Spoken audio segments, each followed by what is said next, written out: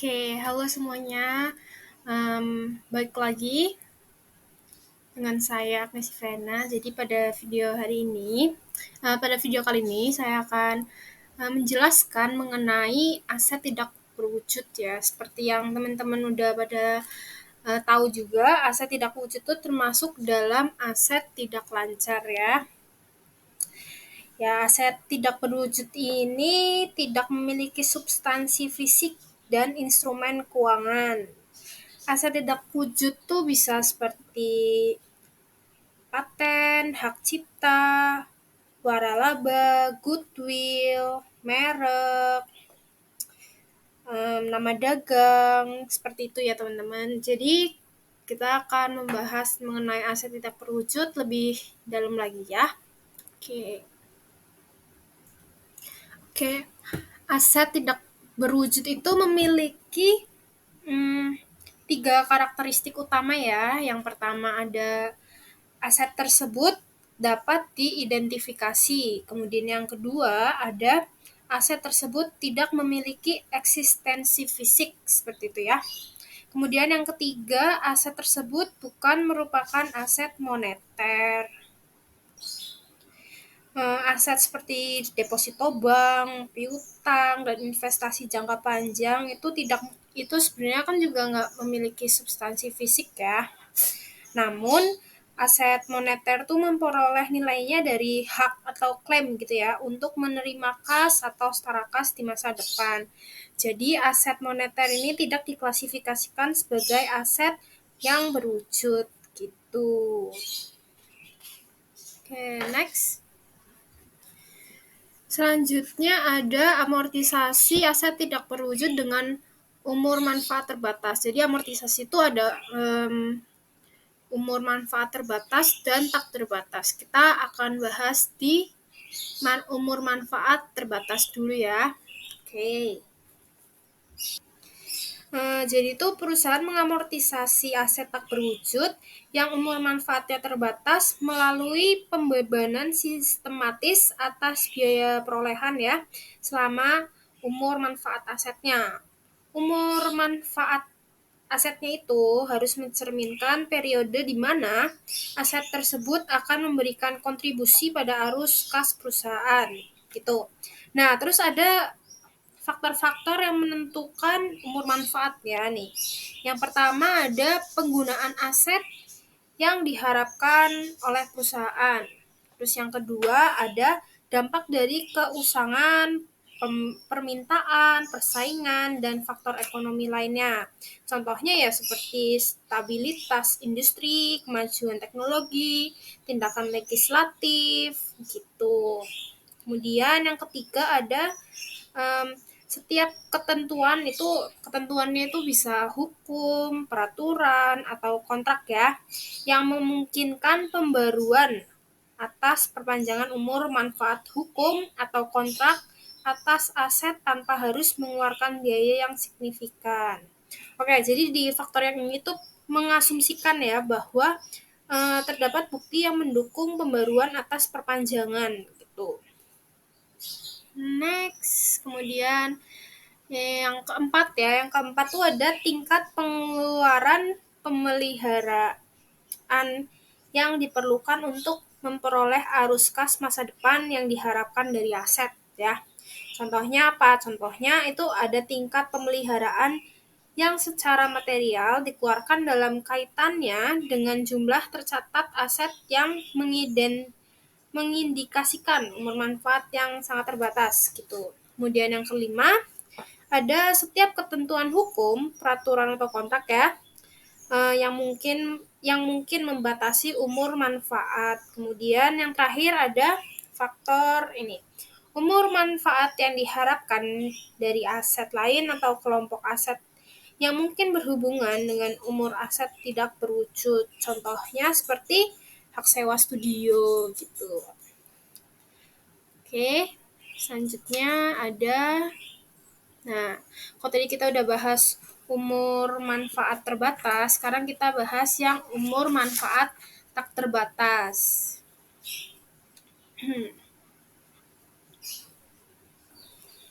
Oke, di umur manfaat tak terbatas ini berarti bahwa tidak ada batas yang dapat diperkirakan pada periode waktu di mana aset tidak berwujud diharapkan dapat memberikan arus kas bagi perusahaan. Gitu. Selain itu, perusahaan itu tidak melakukan amortisasi ya atas aset tidak berwujud yang umur manfaatnya itu tidak terbatas. Jadi pada um, aset tidak berwujud dengan umur manfaat tidak terbatas, perusahaan itu tidak melakukan amortisasi, tapi perusahaan ini melakukan eh, harus melakukan pengujian penurunan nilai. Jadi perusahaan itu melakukan penurunan nilai sebagai ganti dari amortisasi ya atas aset tak berwujud yang umur manfaatnya tidak terbatas. Seenggaknya itu mereka harus melakukan penurunan nilai setiap tahun gitu. Uji penurunan nilai atas aset tak berwujud yang umur manfaatnya tidak terbatas ini serupa dengan uji untuk aset tak berwujud yang umur manfaatnya terbatas. Seperti itu. Nah, lanjut. Oke, ini ada jenis aset tidak berwujud ya. Kita akan bahas satu persatu ya. Di sini ada 6. Yang pertama tuh ada pemasaran, kemudian pelanggan, artistik, kontrak, teknologi, terus ada goodwill ya. Yang pertama tuh ada aset tak berwujud terkait pemasaran, gitu ya. Jadi itu perusahaan menggunakan aset tak berwujud terkait pemasaran dalam pemasaran atau promosi produk atau jasa. Contohnya apa?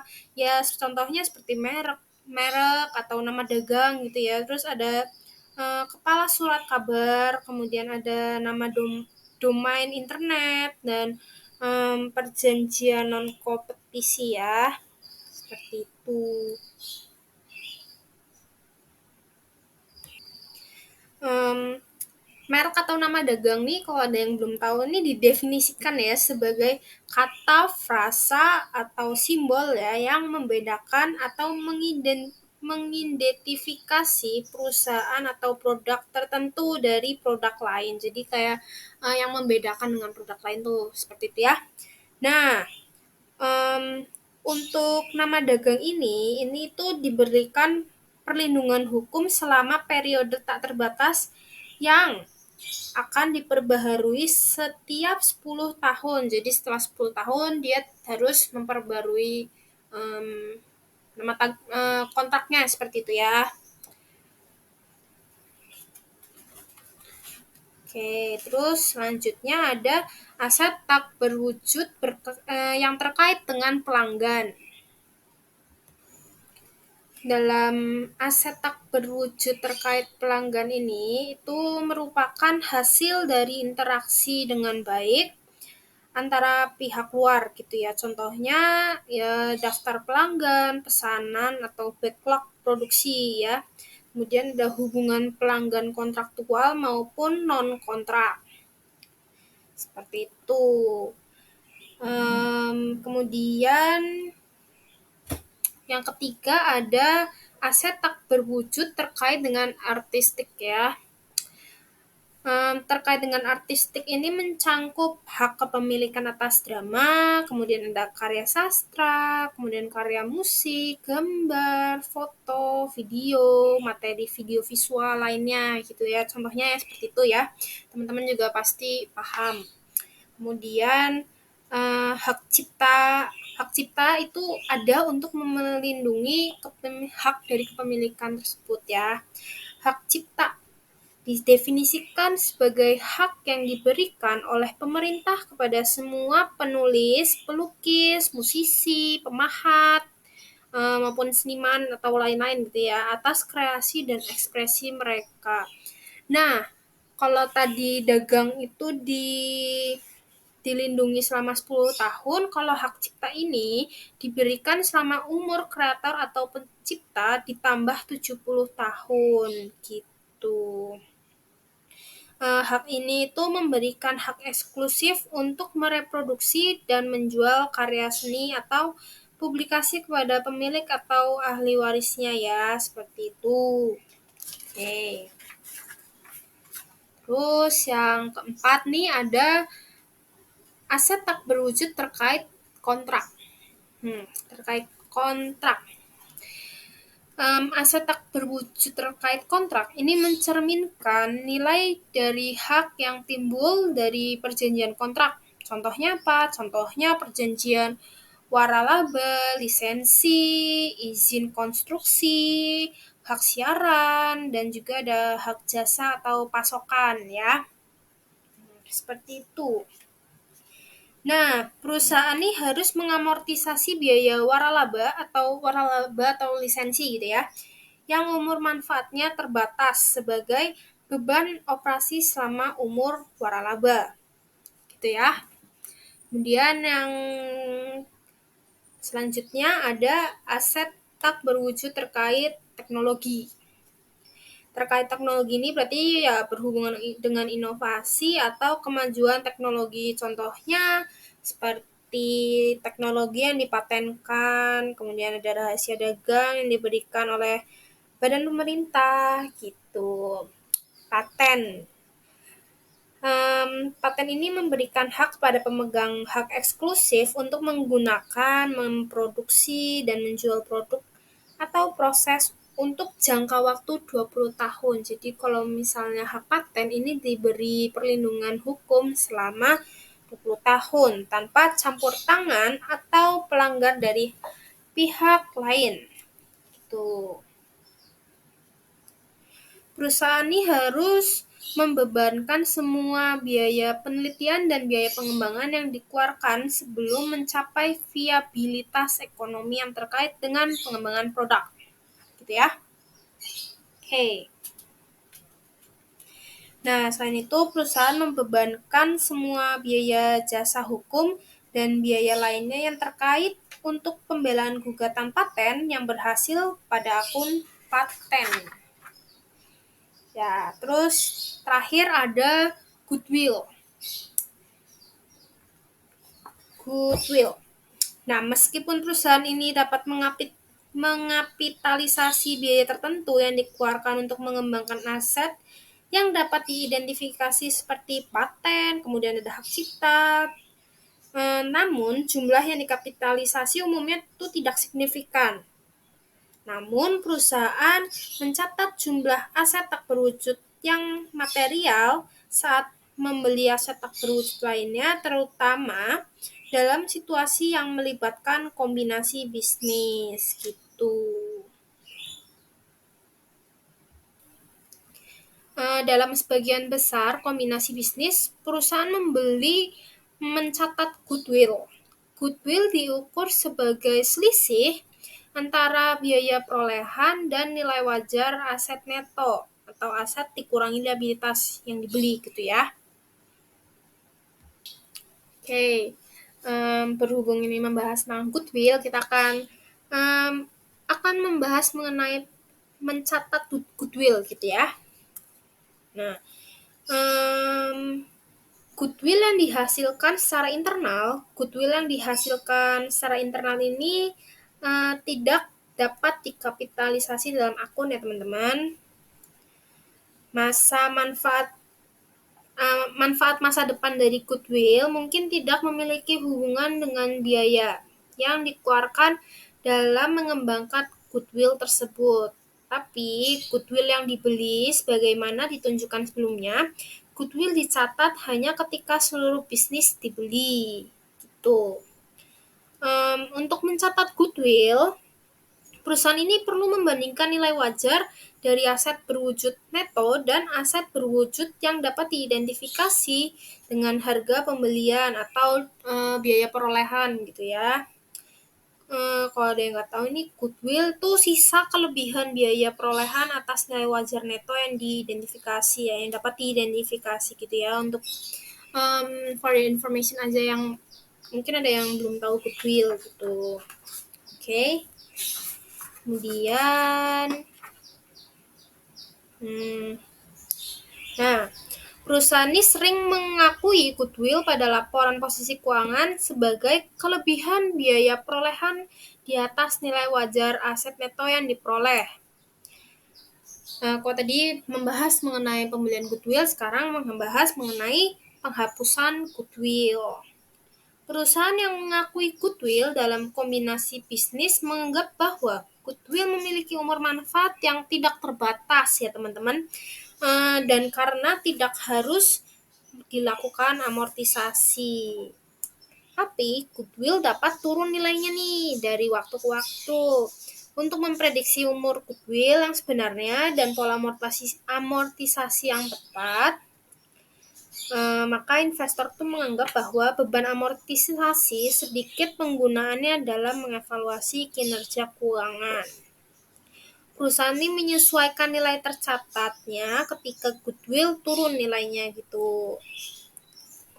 Untuk pembelian tawar-menawar dalam beberapa kasus ya, pihak pembeli dalam kombinasi bisnis membayar kurang dari nilai wajar aset neto yang diidentifikasi. Situasi seperti ini tuh biasa disebut dengan pembelian tawar-menawar ya.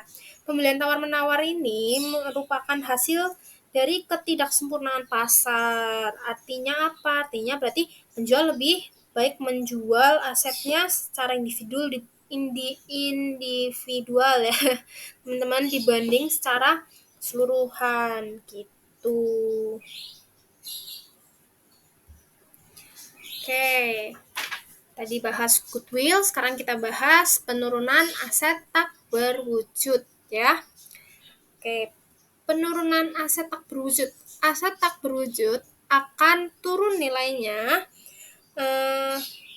ketika perusahaan tidak dapat memulihkan jumlah tercatat aset melalui penggunaan atau dengan penjualan aset gitu ya. Oke, penurunan nilai aset tak berwujud ini punya 3 jenis. Oke, yang pertama ada penurunan nilai aset tak berwujud dengan umur manfaat yang terbatas. Kemudian ada penurunan nilai aset tak berwujud dengan umur manfaat tak terbatas. Dan yang terakhir ada penurunan nilai goodwill. Kita bahas yang dari nomor 1 dulu ya. Penurunan nilai aset tak berwujud dengan umur manfaat terbatas.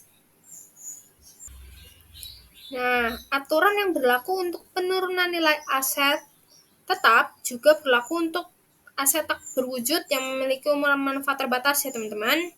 Jadi pada setiap tanggal laporan posisi keuangan, perusahaan tuh harus meninjau aset tak berwujud yang memiliki umur manfaat terbatas untuk menentukan penurunan nilai gitu ya. Oke, kemudian perlu diingat ya bahwa jumlah terpulihkan didefinisikan sebagai jumlah yang lebih tinggi antara nilai wajar dikurangi biaya untuk menjual atau nilai pakainya, gitu ya. Kemudian ada juga yang namanya rugi penurunan nilai. Rugi penurunan nilai ini didefinisikan sebagai jumlah tercatat atas aset dikurangi jumlah terpulihkan dari aset yang turun nilainya gitu.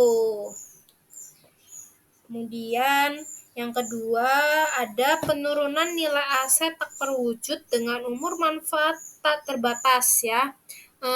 Ini dalam kutip selain goodwill ya teman-teman. Oke, perusahaan tuh menguji penurunan nilai aset tak terwujud yang umur manfaatnya tidak terbatas setiap tahunnya.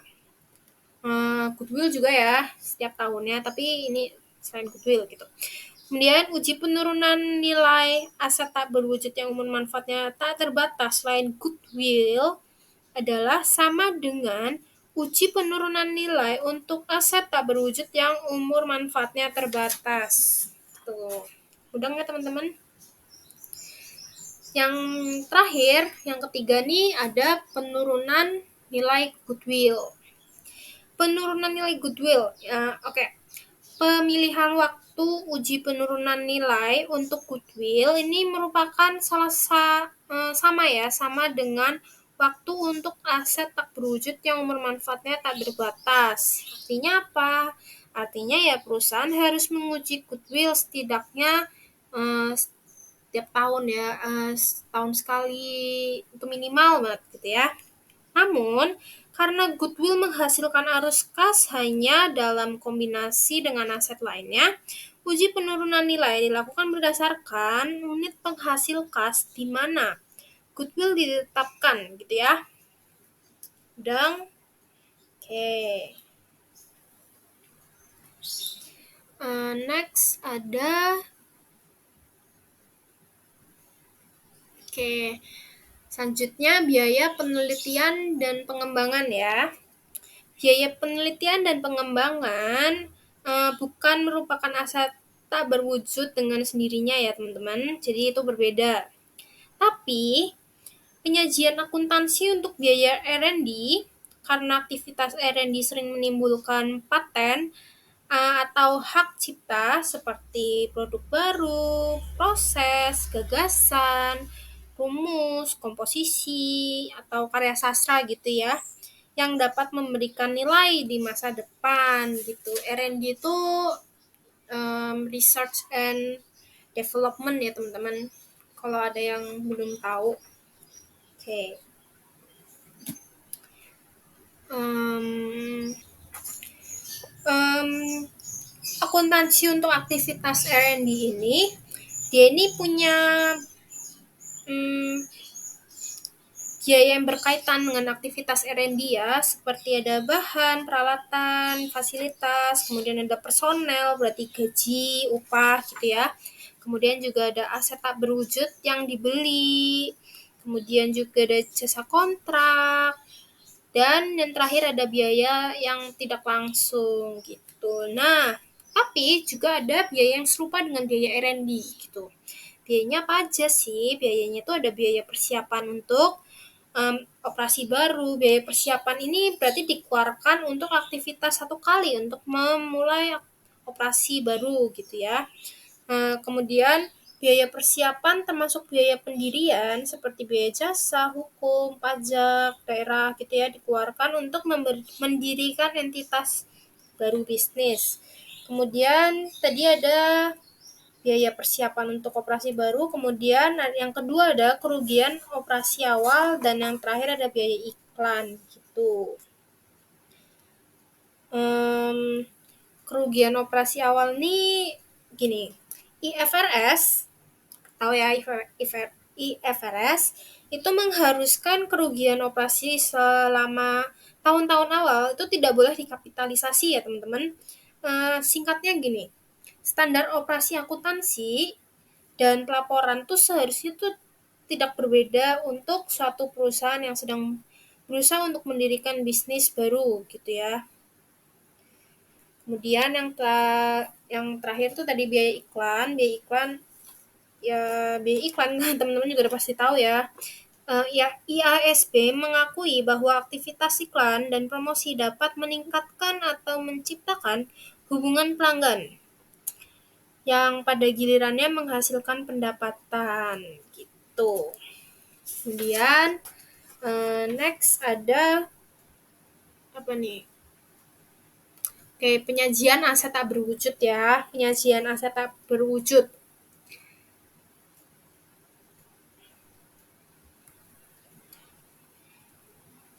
Perusahaan ini harus melaporkan semua aset tak berwujud selain goodwill secara terpisah ya. IASB ini menyimpulkan bahwa mengingat goodwill dan aset tak berwujud lainnya berbeda secara signifikan dari jenis lainnya, maka pengungkapan semacam itu akan menguntungkan pengguna laporan posisi keuangan gitu ya. Nah, pada laporan laba rugi ini harus menyajikan beban amortisasi dan penurunan nilai dan pembalikan untuk aset tak berwujud selain goodwill secara terpisah dalam laporan laba rugi gitu. Lain halnya dengan laporan atas keuangan, catatan atas laporan keuangan. Kalau catatan atas laporan keuangan ini harus mencangkup informasi mengenai aset tak berwujud yang diperoleh, termasuk beban amortisasi untuk setiap jenisnya ya teman-teman. Oke. Next ada ini terakhir ada penyajian biaya penelitian dan pengembangan. Biaya penelitian dan pengembangan tadi kita sudah singgung sedikit ya, R&D gitu. Penyajian biaya penelitian dan pengembangan.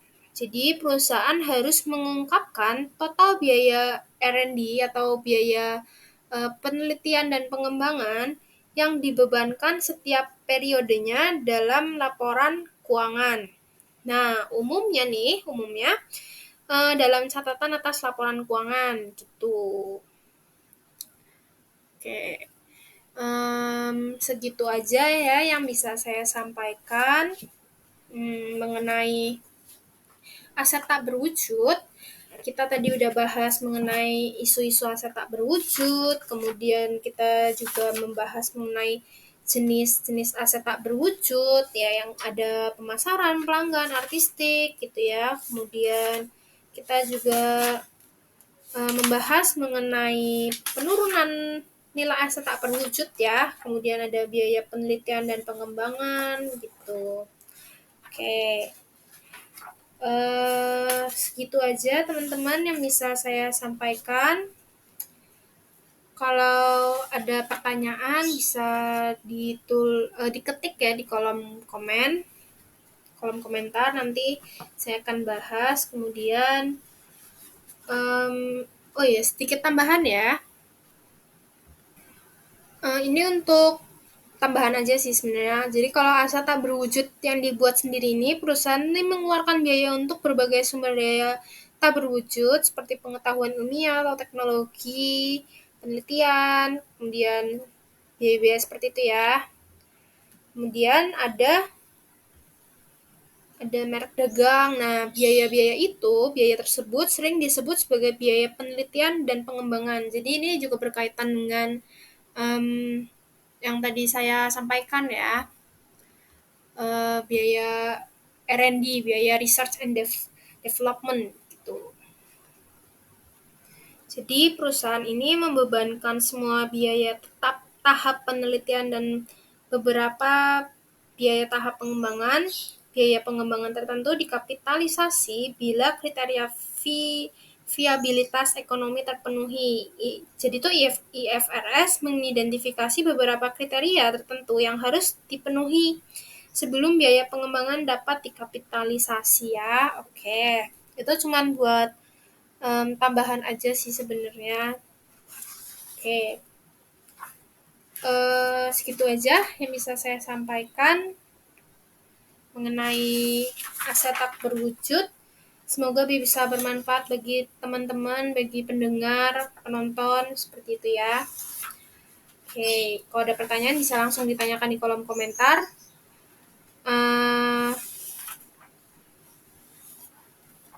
Oke, makasih teman-teman sudah menonton.